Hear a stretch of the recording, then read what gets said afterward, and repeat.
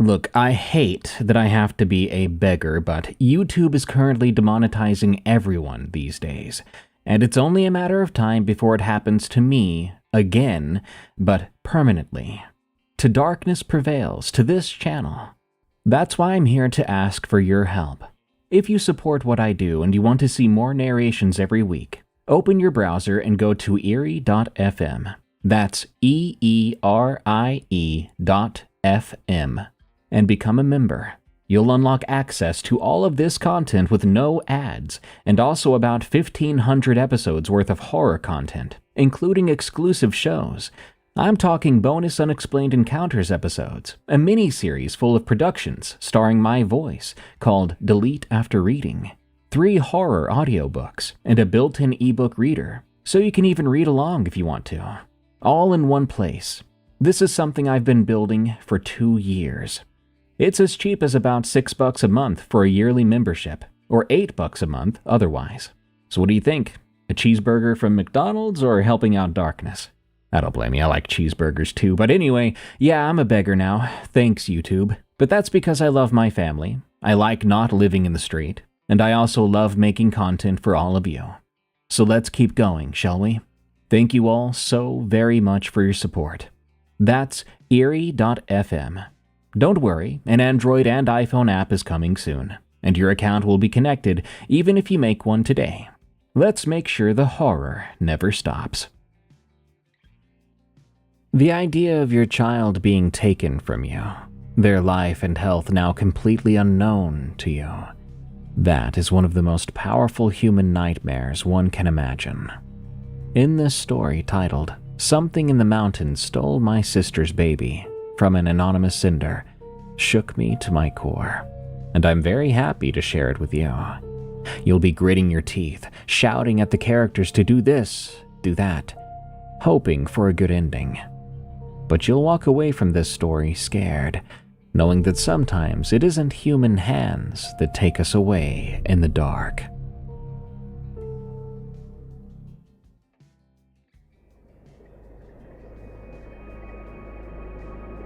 My sister vanished for less than 2 minutes on a mountain road.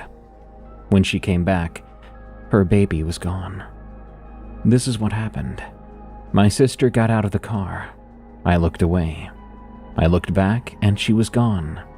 But when she came back, we found out her baby was now gone too. If you asked the sheriff's office in that county, they would tell you there was never any evidence of an abduction. They would tell you my nephew was missing for 47 minutes, and that we were both just panicked. Weather and darkness made us unreliable witnesses, they said.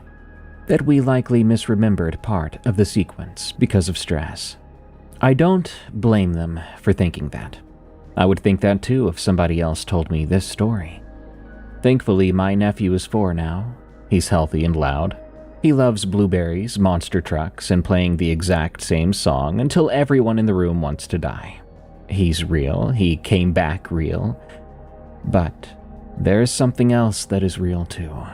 Something I do not have a name for, except the one my sister used later, when she was finally being honest with me. Borrower. I'm ready to tell my story. My name is Aaron. My sister was 29 then, and I was 33. Her son, Theo, was 10 months old and had just figured out that peekaboo was his favorite game.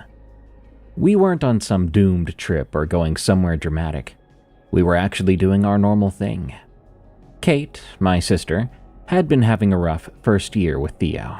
She wasn't a bad mother by any means. She was a good one, in fact. An exhausting, hypervigilant, underslept, deeply loving mom. Theo had colic for months, though, and then ear infections, then a sleep regression that nearly flattened her. Her husband, Dan, had started a new job with long hours and was gone a bit too often. Poor Kate had been living on cold coffee and adrenaline, basically. Whatever you call the feeling you get, where your whole body is operating 3 inches above panic. I lived about 2 hours from them. I came over whenever I could. I held Theo so she could shower, and I stocked her freezer. I'd clean bottles too. I probably didn't do as much as I should have, I do admit. The truth was, Kate and I had spent most of our adult lives loving each other in a careful sort of way. I mean, we could laugh and celebrate things. We would even help each other if something practical needed doing. But there was one hard old thing between us that never fully scarred over, and everything else in our relationship had learned to grow around it. When Kate was 9 and I was 13, she went missing for half a day in the North Carolina mountains during a family camping trip. People said she had gotten turned around near the creek. That was the official family story. But the truth was, we had gotten into a fight over something stupid, and I mean so small and stupid I can't even remember what it was. My best guess was this bracelet, if I remember right. But anyway, I do remember that I was a mean and passive-aggressive 13-year-old girl. I had told her to stop following me everywhere I went. I remember her face when I said it, and unfortunately I felt satisfied that I'd upset her. I left her crying near the trail spur that led down to the creek. When she did not come back, nobody knew at first that she had gone toward the water, because I'd lied about it. I said I thought she had gone back to camp. By the time I admitted I'd seen her near the trail, we had already lost too much time. They found her 6 hours later, nestled into some bushes above the creek bank, soaked all the way to the bone. She was shivering so hard she could barely stand. She wouldn't speak that night. She barely spoke the next day, too. She had scratches on the back of her legs and mud all over the front of her shirt. It looked like she had been crawling on her stomach. She had one shoe on, too. She said almost nothing about what happened, except one sentence she told her mother 3 days later, when she thought I was asleep in the motel room. "Mom, I heard you calling me out there, but not where you actually came from." That statement lodged itself into my mind forever. Our parents did what they thought they had to do, and that turned it into a family wound that was never fully discussed. I was watched more closely. Kate was treated more gently. Nobody said, "Aaron, you lied and your sister nearly died." Nobody said, "Kate, tell us exactly what happened." By the time we were adults, the creek incident had become a stale object in the room. Everybody knew where it was, but nobody touched it. So when Kate asked if I wanted to do a weekend cabin trip with her and Theo because Dan had to work and she was desperate to be someplace that was not her own house, I said yes, and it actually sounded fun. Of course, part of that was for her, and the rest was for Theo. I adore that kid. I was thinking I could show off my more helpful side, more than usual, that might clear the wound, so to speak. The cabin was outside Blowing Rock, up in the mountains but not deep off-grid remote.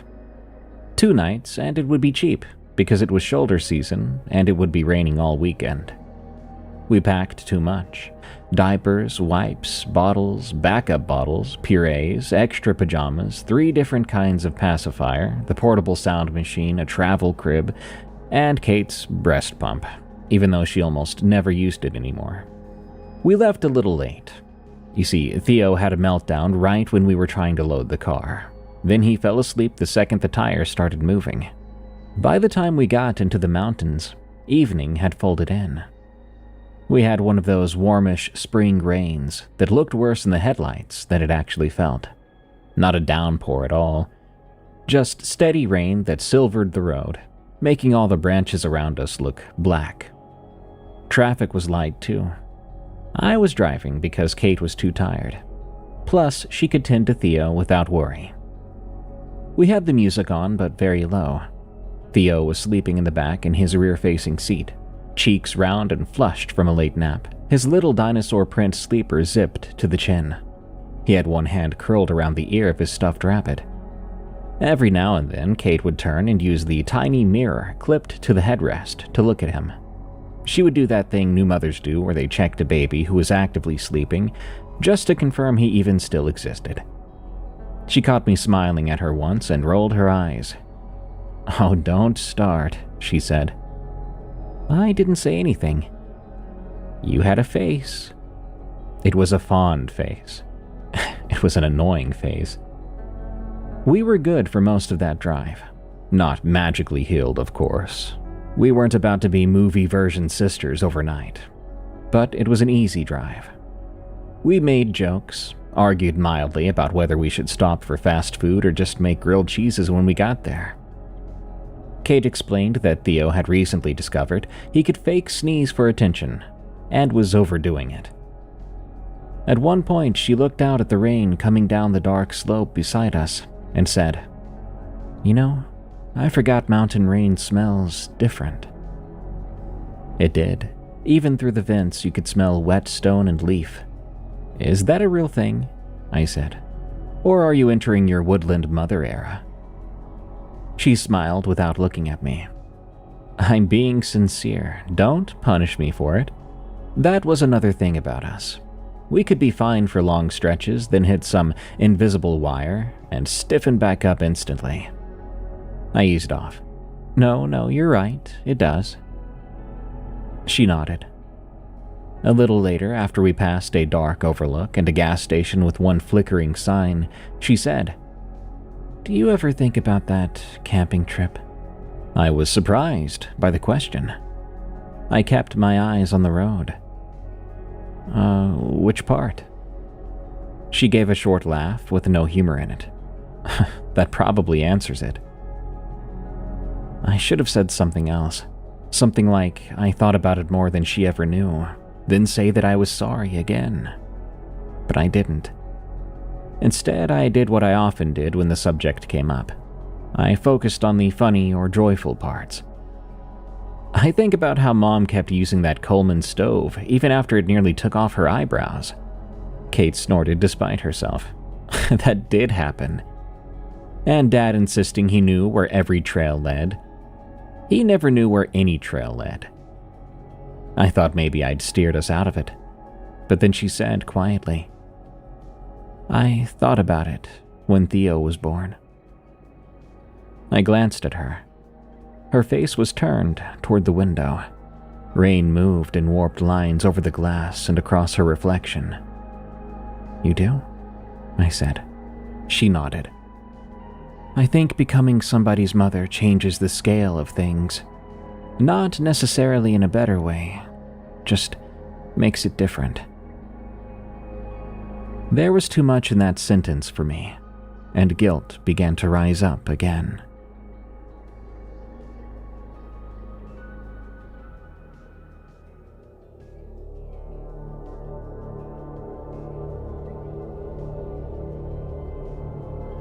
"I get it," I said, though I really didn't. "No, you don't. Trust me when I say that when she said that, it didn't come off as cruel." I tightened my hands on the wheel. "True, I probably don't get it in the same way you do." Kate leaned back and folded her arms, immediately looking sorry. "I didn't mean it like that." "Yes, you did. I meant that I think about what it would feel like if he went missing for 6 hours. What that would do to me. That's what I meant." I smiled and said, "I know." Theo made a small complaining sound in the back and settled again. The road narrowed into a long, curving stretch. There were no houses visible or porch lights in the distance, and I couldn't see any other cars. Just wet black road with guardrails in certain places, drop-offs in others. The rain was skimming through the beam of the headlights. Kate uncrossed her arms after a minute and rubbed her face. "I'm sorry," she said. "I'm sorry too. It's stupid." "No, it's not." She was quiet again, then she said, "I didn't want to start a fight." "We're not fighting, girl. We always do this. We get close to fighting, then someone says they're wrong, then we both pretended it didn't happen." It was quiet for a second, and then I said, "I should have told the truth faster that day." Kate stared straight ahead. "Yeah, probably," she said. "I'm sorry about that. I really am." That's when the car hit whatever we hit. It wasn't a big impact, no violent jolt, no cracking metal, and we didn't go fishtailing. It felt more like driving over something. There was a dull, soft thump under the front passenger side, then a bump under the wheel well. I instinctively braked and the car slid just enough on the wet road to scare me. I corrected, eased onto the narrow gravel shoulder, and put the hazards on. Theo still didn't wake up. Kate sat up straight. "What was that?" No idea." "Was it a branch?" "I don't think so." We both looked through the windshield, searching for an answer, as if it would be out there still sitting in the rain. The shoulder was barely wide enough. On our right, the woods rose steeply up from the edge of the road. On the left, beyond the wet line of the asphalt, there was a shallow ditch, then a slope down into thicker dark. Rain ticked on the roof, while hazard lights flashed orange over the trunks. "I'll check," Kate said, already unbuckling. "No, you don't have to do that." "You hate looking at roadkill." "True, I do, but..." "And Theo's sleeping." She had already grabbed her phone. She pulled her hood up, then looked back at the rear seat. She made that automatic soft face that she saved just for him. "I'll be 10 seconds, she said. "Take your time." She gave me a look. Not literally. Then she opened the door and stepped out into the rain. I watched her through the windshield as she moved around the front of the car, her phone flashlight cutting a hard white circle across the wet road. She crouched once near the passenger side door, then stood up. She moved farther ahead, maybe following something I couldn't see in the headlights. Rain pelted her, making her shape seem to stutter with each step of the wipers. I turned halfway in my seat to check on Theo. Now he had woken up as soon as Mommy left the car. Of course. But he wasn't crying, just aware and awake and looking around. The little mirror showed one eye and part of his forehead, so I twisted more and looked at him directly. "Hey, bug," I whispered. His face brightened the second he saw me. He loved being noticed. His mouth opened in that gummy grin that made him look perpetually delighted by your existence. "Your mom's out there getting rained on," I told him. He kicked once in his seat.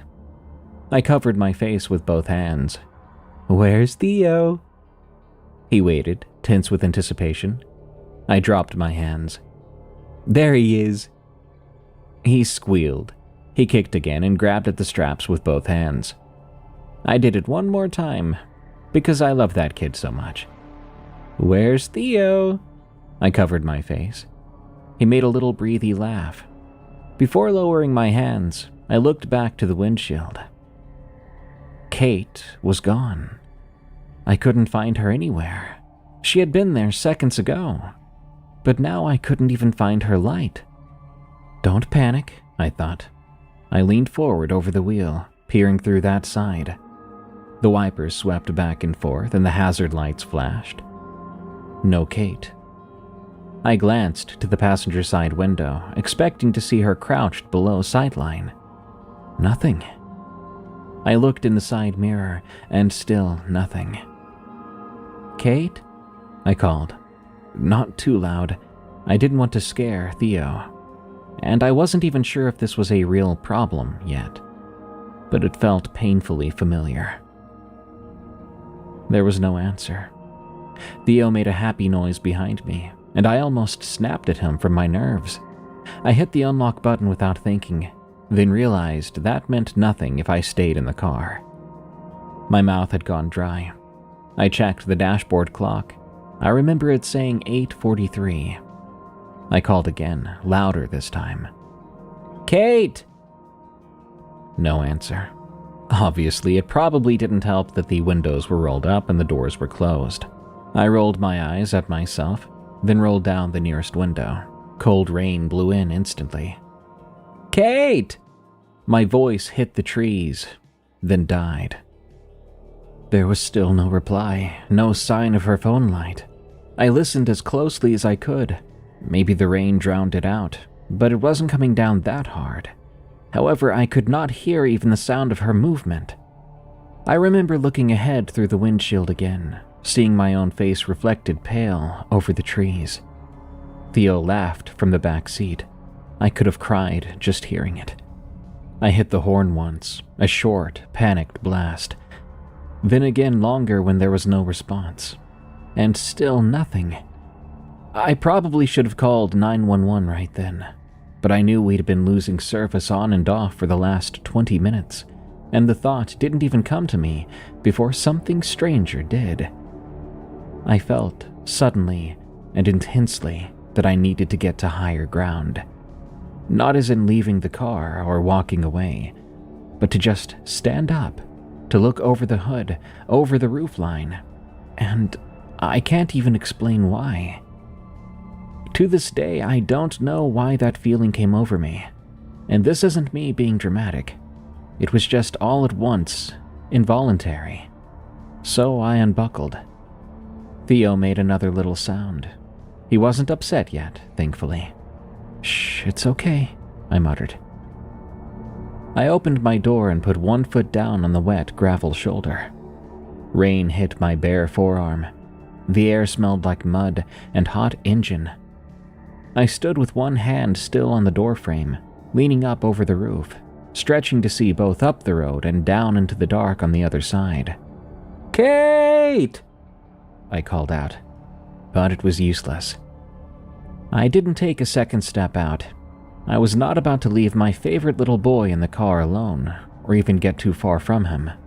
At the time, I figured I just needed some air. Standing up and staying in the open door seemed fine. I scanned the trees, breathing a little too fast.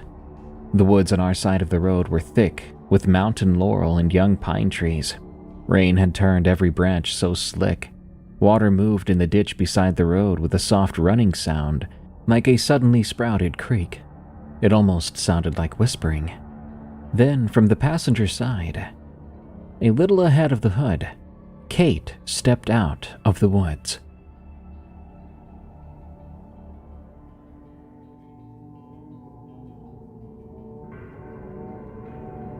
I jerked so hard I slammed my shin against the door.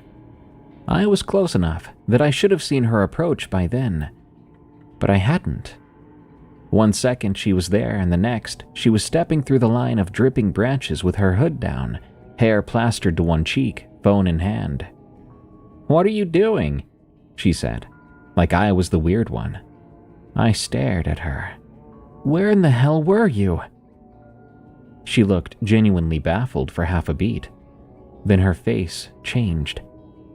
"I had to pee." "What?" She gave a small embarrassed shrug and held up one hand. "I got out, and then once I was already out here, I realized I really had to pee. I didn't want to say it because you would have made fun of me." I almost laughed from the sheer wrongness of it. "Are you kidding me?" "Shh, don't wake him," she hissed reflexively, glancing toward the back seat.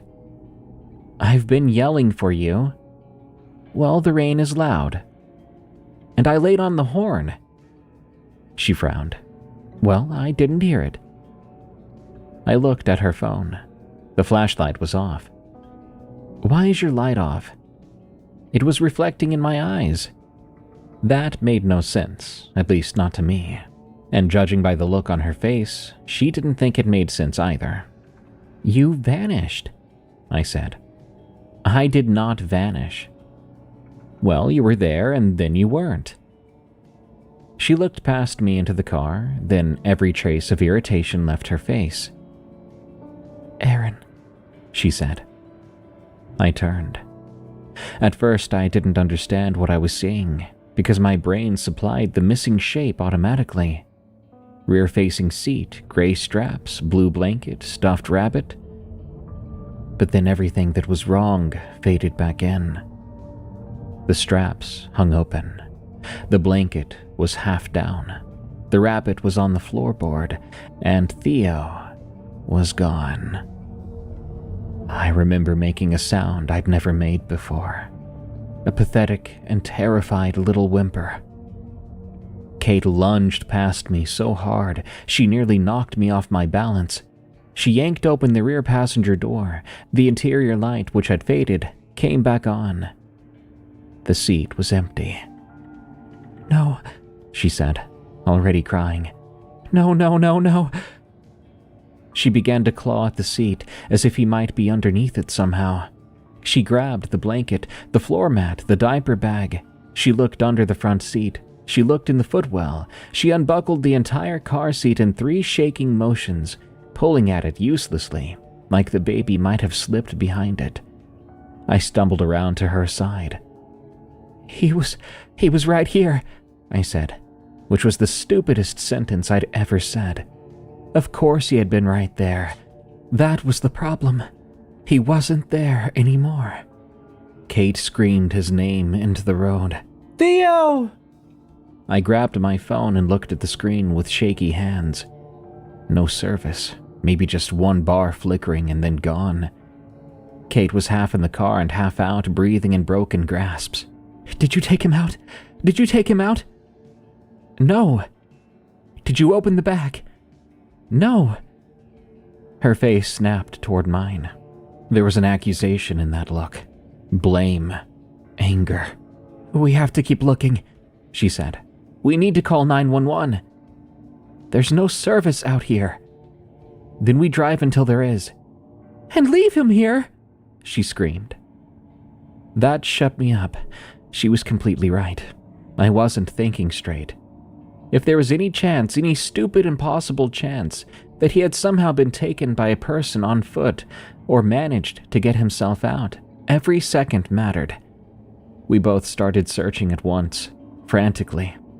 We checked under the car, the nearby ditches. We ran our lights over the shoulder and into the brush. Across the road, under the guardrail, Kate kept calling his name. I called too, even though I knew he wasn't going to come to his name.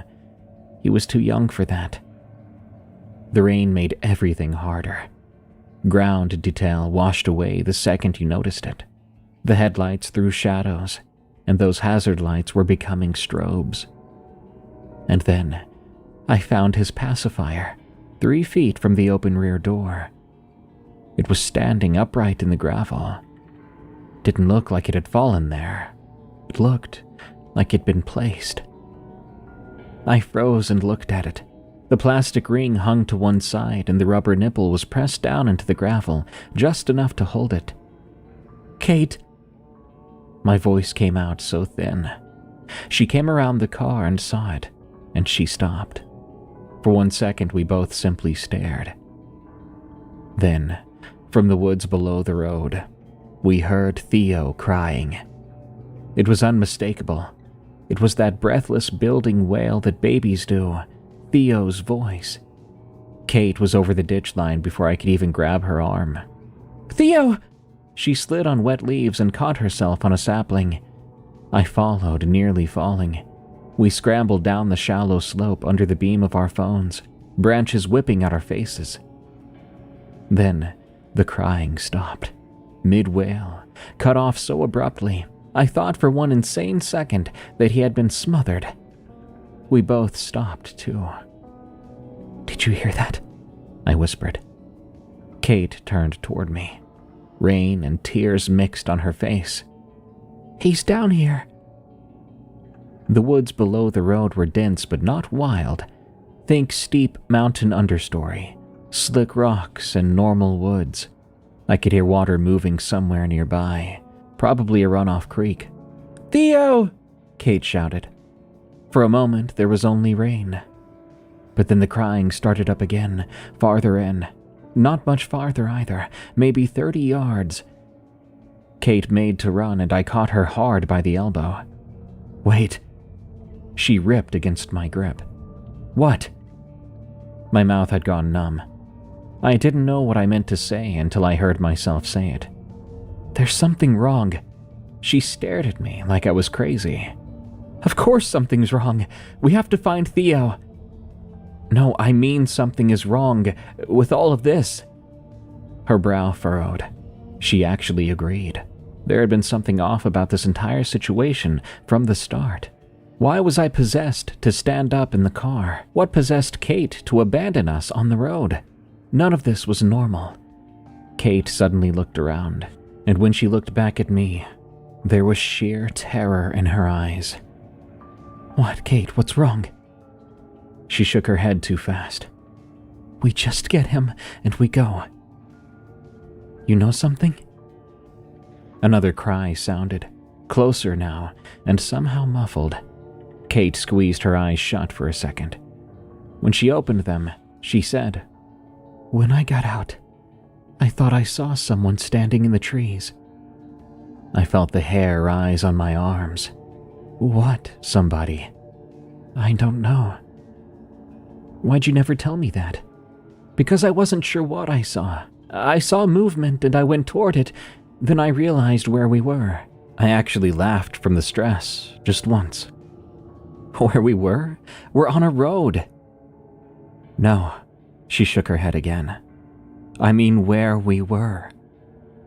The baby cried again. I wanted to run to him. I looked at her, then at the black weave of branches ahead of us where the cry had come from. "Kate, we need to go." Her voice dropped. "This is close to where it happened, when we were kids." I stared at her. "What?" She pointed upslope blindly toward the road. "There used to be a campground off one of these roads. Not right here, but close enough. I recognized the creek bend when I got out." My mind snagged. "There's no way you recognized a creek bend from the passenger side in the rain." "I did." "The one time you were lost here was 20 years ago." "I know." Her voice frayed. "I know that. I still recognized it." Theo let out a longer cry. Kate whispered, "We have to keep him in front of us." "What does that even mean?" She swallowed. "When I was little, I told Mom I heard her calling me from the wrong place." That memory snapped back. "I remember that," I told her. I never told her the rest.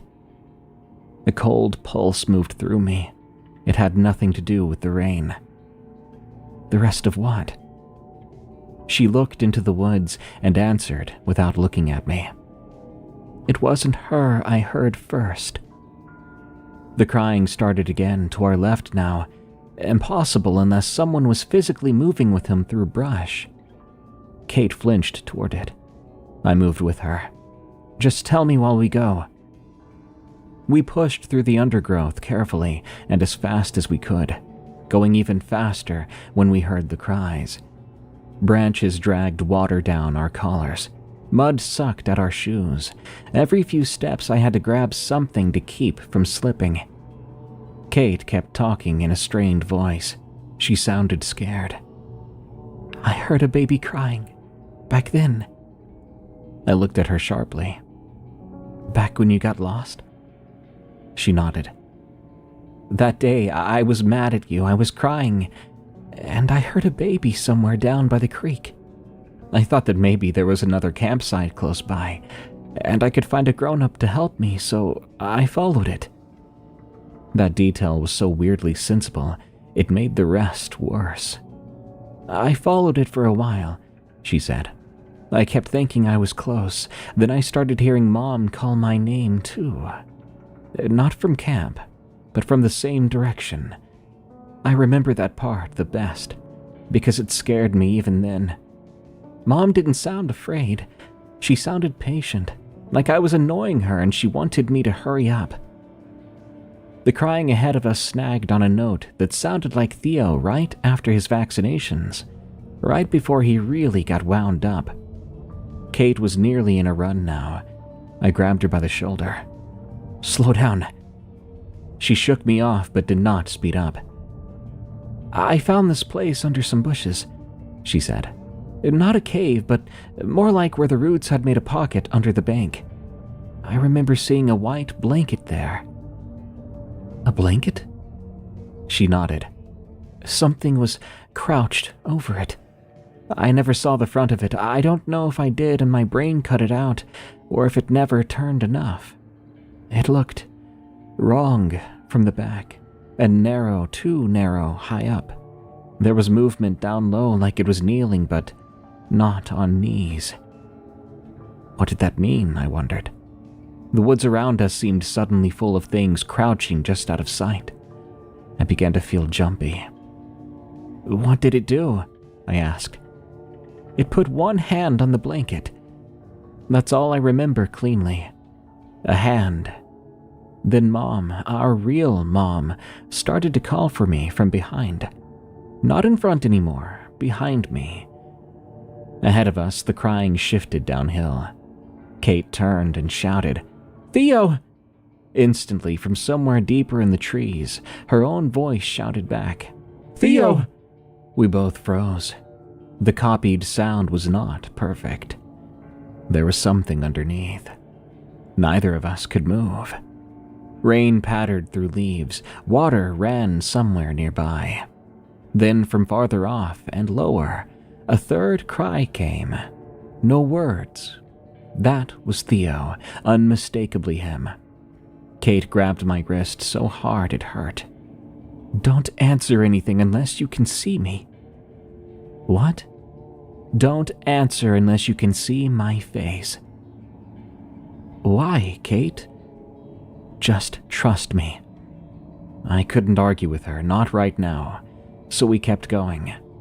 The ground steepened. The trees thinned briefly around a washout where rainwater had cut a gully through red clay.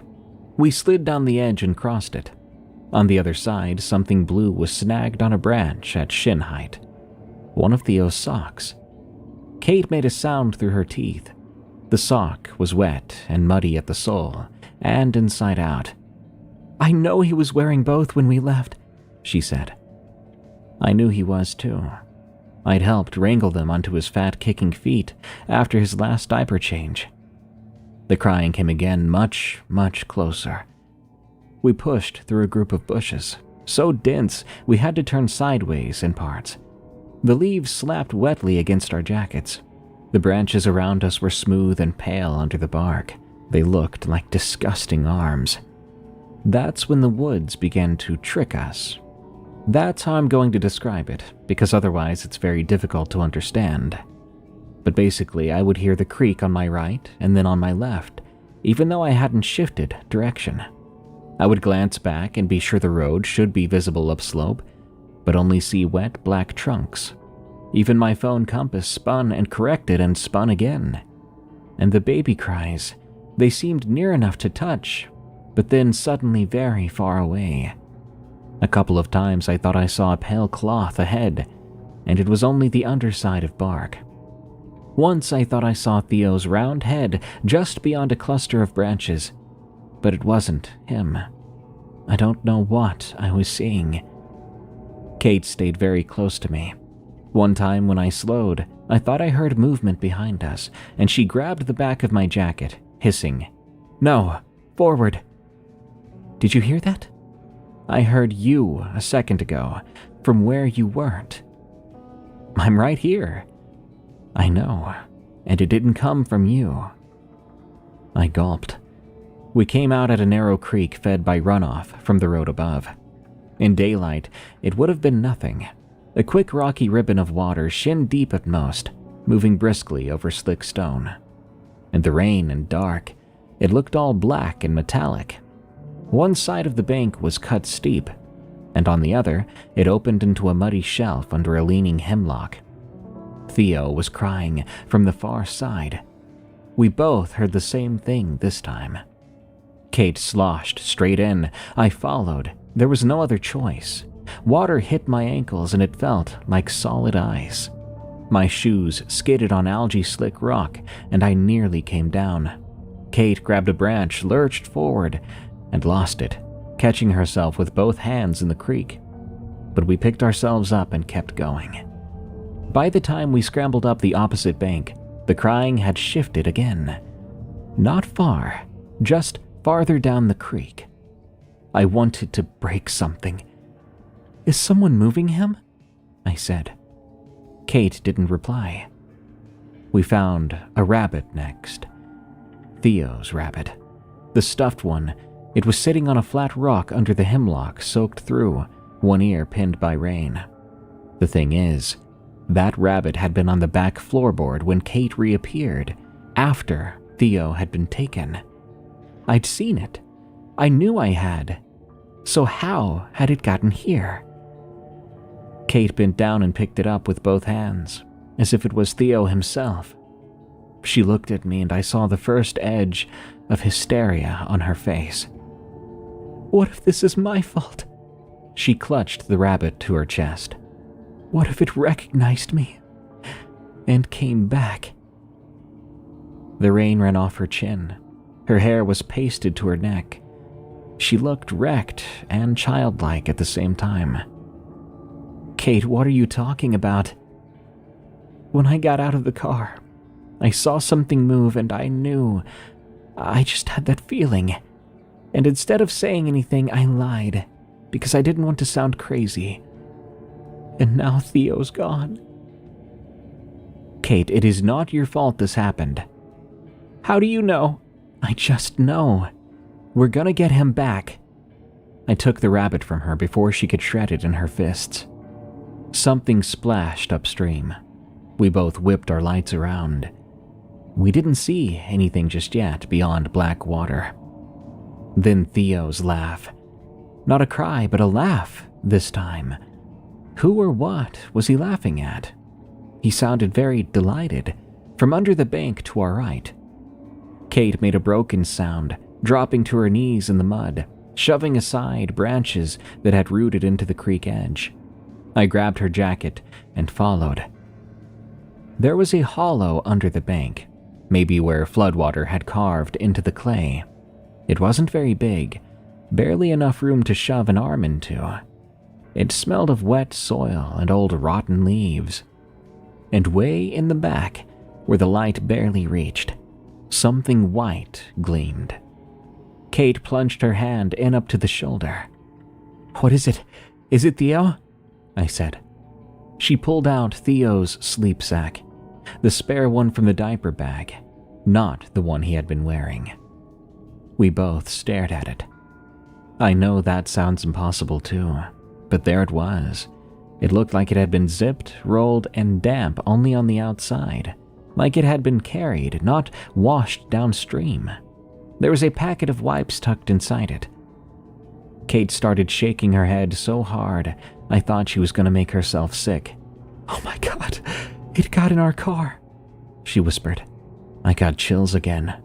What was this thing she was talking about? Was there something out here with us? Something that wasn't a person? Whatever had taken him had not snatched him from the open woods. It had reached into the sealed, ordinary space of the back seat of a parked car while I stood only feet away, and I never heard a thing. Maybe it really wasn't a person. That realization put a new shape on the dark around us. The woods felt even less empty. I forced myself to speak. Kate, we need a rule. A real rule, something we both do right now. She swallowed. Okay, so we do not separate, not even 2 feet. If one of us stops, we both stop. If you hear me and can't see me, ignore it, just like you told me, remember? She agreed. And if we find Theo, one of us gets him and the other watches everything else. Okay, she said. We began to move again, following the creek, as that was where the sound kept circling. At one point, the ground opened up into a muddy deer path that curved toward what looked like an old drainage line, maybe a remnant from roadwork higher up. Concrete jutted through the bank farther ahead, pale and slick. As we walked, Kate talked in bursts. Do you remember any of Nana's old mountain rules? I shook my head. Well, she told me old mountain women had rules, superstitions and stuff. Don't whistle after dark and don't throw bathwater after sundown. Don't leave a cradle on a porch in storm season. I thought it was all old lady nonsense. She laughed. She called them the borrowers. I was going to be sick listening to this. Did she say what they were? I asked. Kind of, She never described them that clearly. That should have meant something, but when you're a kid, you think adults are just being spooky to scare you. For fun. She pushed a branch out of the way and kept going. She said they wanted what still belonged, partly to the world they came from. What does that mean? Did she say how to stop one? It took her a while to answer, but eventually she said they're cowards. They wanted what you could be tricked into giving them. That made me feel even more cold. Ahead of us, the path dipped under a tangle of roots and came out a narrow concrete culvert, what must have once been an older piece of road. It was bigger than the average pipe, not quite upright, walking height, but enough that an adult could crouch through it. Water ran shallow along the bottom. Wet moss furred the concrete lip. The darkness inside was total beyond the first 6 feet. Theo's cry came from within it. This time, there was no doubt.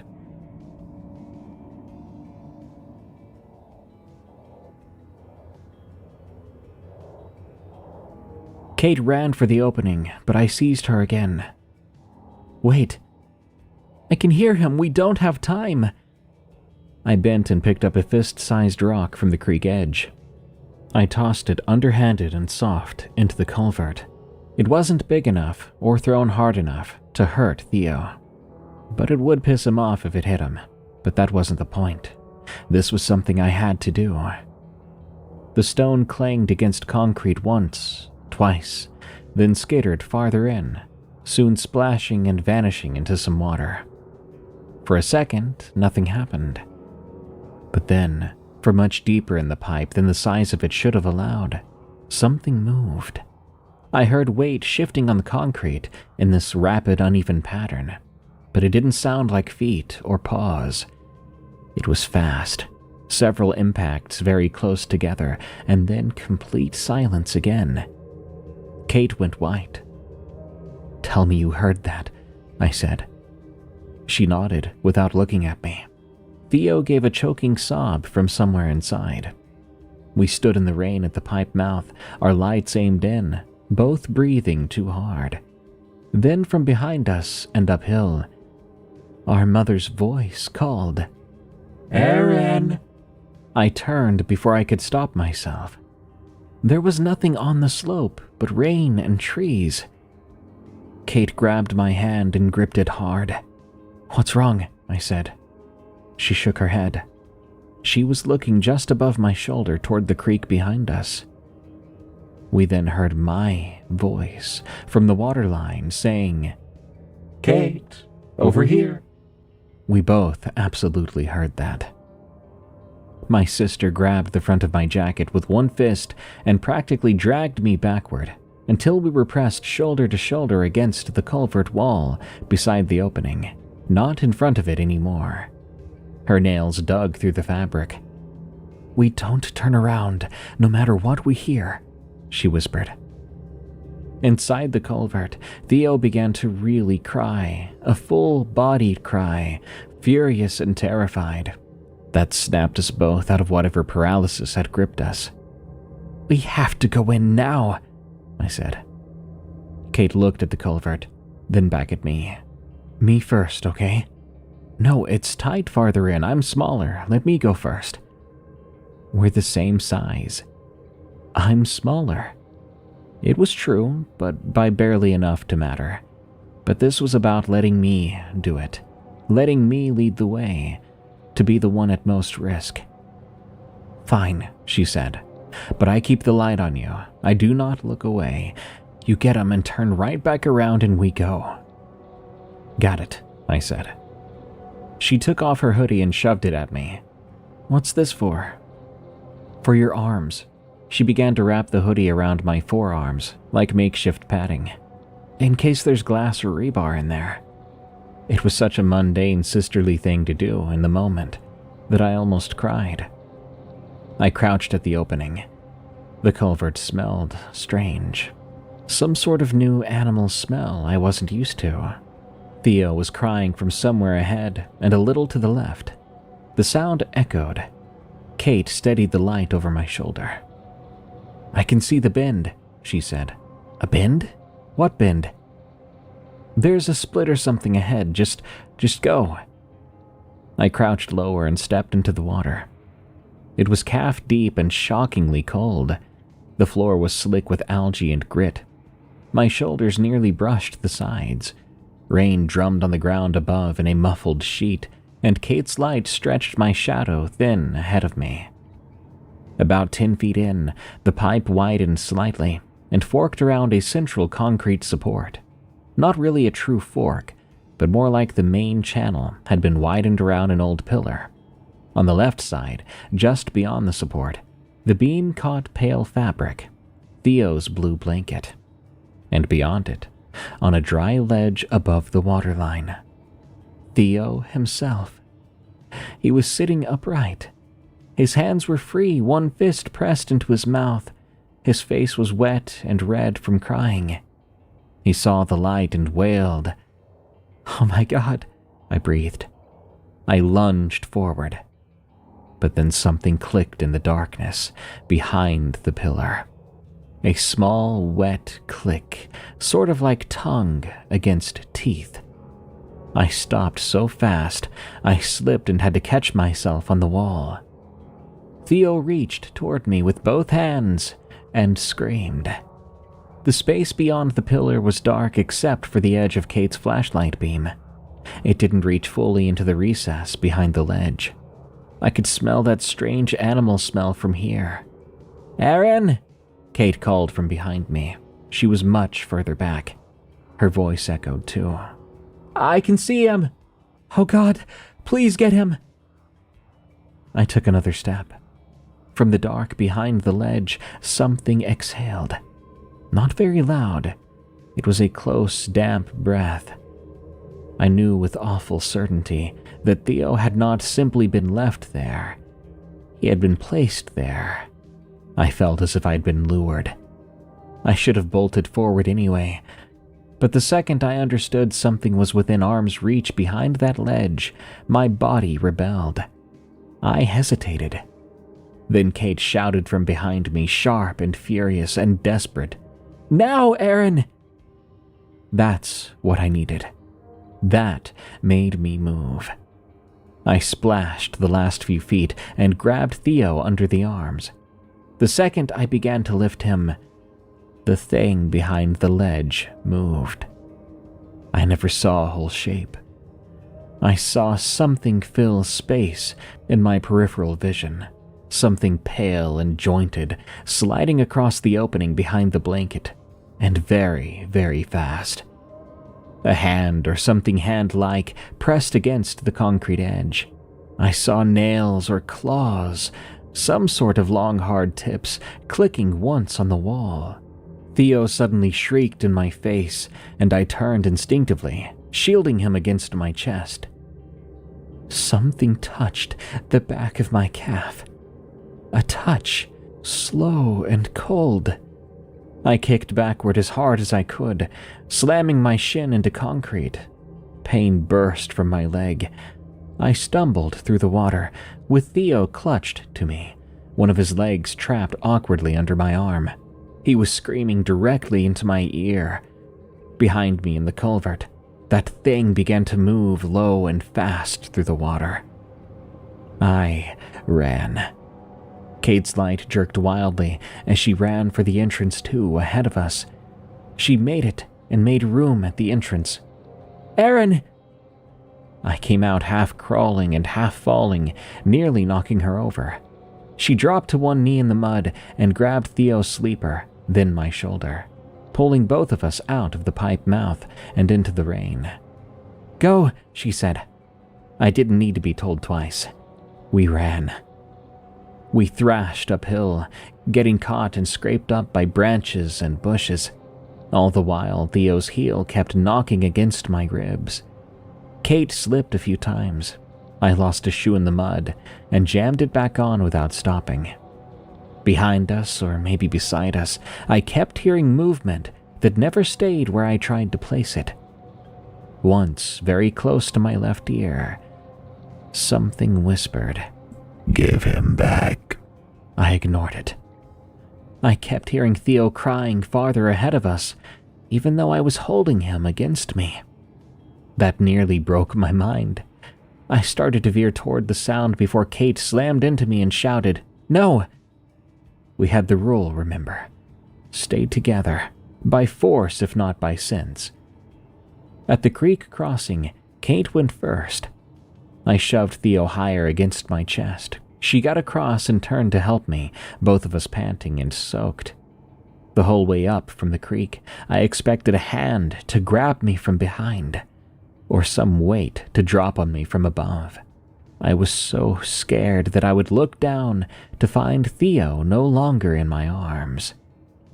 If something impossible had happened once tonight, why not again? So I held him so hard that he probably didn't like it too much. Sorry, I kept saying into his wet hair. By the time we saw the orange pulses of the hazard lights through the trees, I thought I might pass out. We burst up the ditch and onto the road shoulder like wild animals. The car was exactly as we left it. Driver's door open, rear passenger door open. For one stupid second, I thought we had made it. But then I looked at the roof. There were 3 muddy handprints above the passenger side, stretched in a line toward the back seat. These were not human handprints, because humans did not have fingers that long. Kate saw them too. She made a quick whimpering sound, then clasped her hand over her mouth. "Get in," I said. I yanked the rear door open wider while she held Theo against her shoulder. He was still screaming, his whole little body rigid with terror. I tore the strap straight with hands that barely worked. Kate shoved him toward the seat and I forced his legs into place, buckling one side, missing the other, swore, then tried again. I got the chest clip shut. He kept reaching for us desperately, so panicked, snot running down his face. The second he was strapped in, I slammed the door. In a second, Kate was diving into the passenger seat. I rounded the hood, and I fell into the driver's seat, dragging the door shut and hitting the locks. And I instantly turned to see Theo. He was still there. The key missed the ignition the first time I tried it. "Come on," Kate whispered. I jammed it in and turned it. The engine rolled, but died. Something tapped twice on the rear windshield, and we both froze. There weren't any branches nearby that could have reached us, and there were no other people out here. Then came another tap, high on the glass. Theo stopped crying for one terrible second, sounding like he had caught sight of something. The weight above us shifted. Something was on the car. Kate turned halfway toward the back and I caught her arm. "It's okay," I told her. "We're getting out of here." I turned the key again, and this time the engine caught. I threw the car into drive. Tires spun on the wet shoulder and water sprayed behind us. We fishtailed a bit, but we shot back onto the road just fine. I refused to look in the mirror. I kept my eyes on the black ribbon ahead of us and drove until the trees thinned out and the first bar of service came back on my phone. Kate called 911. By then she was crying so hard the dispatcher had to keep asking her to repeat herself. "Baby taken, baby recovered, Mountain Road, please send somebody, just send someone where there are lights." We met a deputy and an ambulance at a gas station about 20 minutes afterward. Theo was cold, muddy, had a scraped ankle, but was otherwise perfectly fine. The sheriff's department said it was a combination of panic, darkness, weather, maybe a person in the woods we never got a clear look at. Sometime near the morning, while Theo slept against her chest in a hospital recliner, Kate finally told me what she had never told anyone about the day she went missing when we were kids. That the thing she found crouched in the roots by the creek already had something wrapped in white. That thing, it takes babies. I apologized to her properly for the first time in my life, and I cried. 2 weeks later, I was at her house helping with dinner when rain started tapping at the kitchen window over the sink. Theo was in his high chair, smashing avocados into his tray with both hands. The house smelled like garlic and soap, and it felt so good to be back to something ordinary.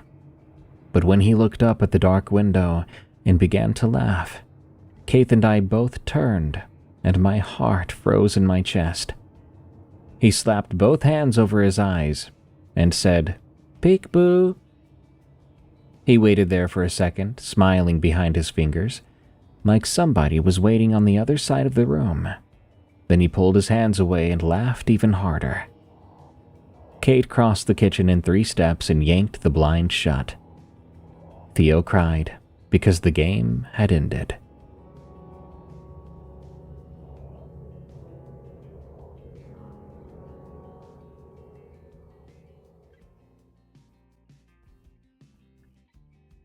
Well, I'm happy that story had a good ending. This one was one of the more stressful stories I've read. Because if someone's baby goes missing, then I end up hoping and praying by the end of the story that everything works out okay. Probably because I'm a parent myself, and if a borrower took one of my kids, I'd probably borrow the heart right from its chest. Good night. Thank you so much for tuning in to this episode of Unexplained Encounters. I've been your host, Darkness Prevails. Follow and rate Unexplained Encounters on your favorite podcast app, like Spotify or Apple Podcasts. And if you need more scary stories read by me, you can find more of my narrations on Tales from the Break Room, also on your favorite podcast app. Till next time, everyone, stay safe out there and stay creepy, because this world is a strange one.